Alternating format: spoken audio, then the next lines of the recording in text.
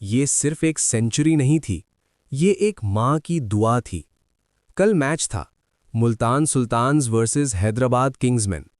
हदफ था 226 रन्स। सबको लगा मैच खत्म, लेकिन फिर आया। मैच से पहले उनकी वालिदा बीमार थीं। वो घर जाना चाहते थे, लेकिन माँ ने कहा, बेटा टीम के लिए खेलो। और फिर हर बॉल ग्राउंड से बाहर, शानदार सेंचुरी और टीम को जितवा दिया। ये मैच नहीं, एक जज्बा था।